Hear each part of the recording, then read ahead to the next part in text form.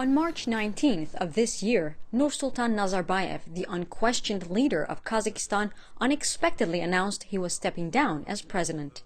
A day later, Parliament voted to honor him by changing the capital's name from Astana to Nursultan. Though Nazarbayev has resigned, it's quite likely that he will still be the most powerful man in Kazakhstan, as he will keep his status as the leader of the nation known as Elbasi, as well as his role as the chairman of the ruling Nursultan party and the head of the Security Council. There are several issues the new president will need to work on. Among them, social welfare, youth unemployment, housing conditions, especially in rural areas, and reform in healthcare and education. But some analysts believe the most critical challenge will be dealing with the country's economic struggles. Oil price decreases, and given this geoeconomic situation around Kazakhstan, around neighbors of Kazakhstan, so for instance sanctions against Russia, trade wars between the United States and China, and all these processes, the external environment has direct influence to the economic situation in Kazakhstan. The ruling party has nominated current interim president Kassym-Jomart Tokayev as their presidential candidate. Tokayev has made a career in politics. He's served both as foreign minister and prime minister. He's also worked as a deputy secretary general of the United Nations.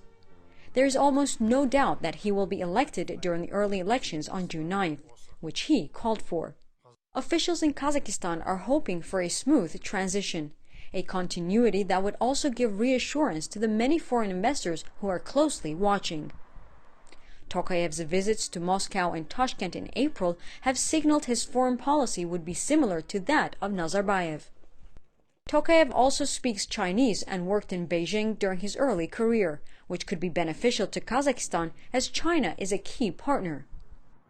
China is one of the biggest investors in Kazakhstan, so to this date, China has invested about $45 billion to Kazakhstan. So given all the things, and also Kazakhstan is part of this Belt and Road Initiative, which is also important in terms of connectivity. So because Kazakhstan is landlocked, and building good infrastructure, transport infrastructure is very important for the country. But the country's next president also needs to focus on domestic issues as well, especially the young population, who some experts say have become more demanding from the government.